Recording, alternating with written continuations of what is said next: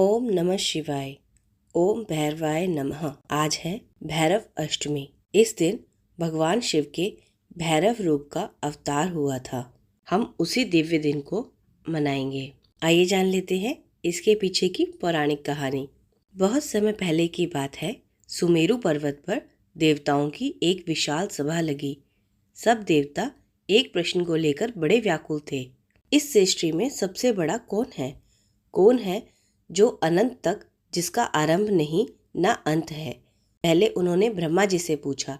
ब्रह्मा जी ने गर्व से कहा, मैं ही सृष्टि का रचयिता हूँ। यह संसार मेरे बिना अधूरा है, अतः अविनाशी तो मैं ही हूँ।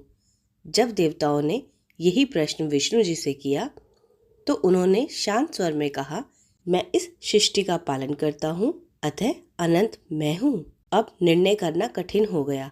तब देवताओं ने चारों वेदों को बुलाया। वेदों ने एक स्वर में कहा, जिसके भीतर यह समस्त ब्रह्मांड समाया हुआ है, जो जन्म मरण से परे है, जिनका कोई आरंभ या अंत नहीं, वह और कोई नहीं, स्वयं महादेव रुद्र है। यह सुनकर ब्रह्मा जी के पांचवें मुख से अभिमान जाग उठा। उन्होंने शिव के लिए कुछ अपमानजनक शब्द कहे। चारों वेद मौन हो गए और पृथ्वी कांप उठी। तभी अचानक एक ज्योति प्रकट हुई। वह स्वयं भगवान शिव थे, रौद्र रूप में। उनकी आंखों में अग्नि थी और कंठ से गर्जना। ब्रह्मा ने अपमान किया है, अब न्याय होगा। शिव के तेज से एक दिव्य पुरुष उत्पन्न हुआ, काल के समान काले दंड धारण किए हुए भैरव। भगवान बोले, हे भैरव, तुम ब्रह्मा को दंड दो। क्षण भर में भैरव आगे बढ़े और अपनी हाथ की एक छोटी उंगली के नाखून से ब्रह्मा का पांचवा सिर काट दिया। आकाश में भयानक नाद गूंज उठा। देवता, सिद्ध, गंधर्व सभी भय से कांप उठे। लेकिन उस क्षण भैरव को ब्रह्म हत्या का दोष लग गया। पाप से मुक्ति के लिए भगवान शिव ने कहा, भैरव, अब तुम वाराणसी जाओ, वहीं तुम्हें उस दोष से मुक्ति मिलेगी।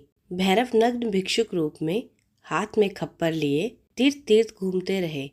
कई वर्षों बाद जब वे काशी पहुँचे तो वहाँ उनका पाप नष्ट हुआ। उन्हें काशी का कोतवाल भी कहा गया है, शिव के दंडाधिकारी, जो न्याय और समय के स्वामी हैं।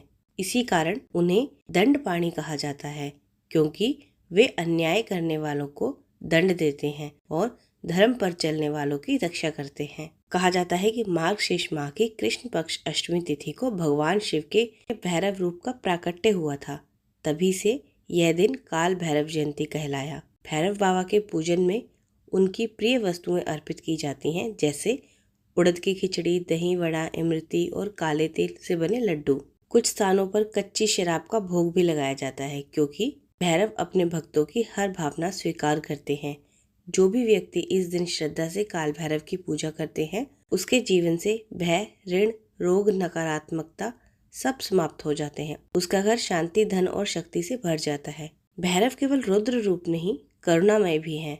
जो उन्हें सच्चे मन से पुकारता है, उसकी रक्षा स्वयं काल भी टाल नहीं सकता। इसलिए इस काल भैरव जयंती पर अगर आपने भैरव बाबा को एक दीप भी समर्पित किया है तो समझ लीजिए आपके पाप, भय और दुख सब भस्म हो जाएंगे। जय काल भैरव देव। हर हर महादेव।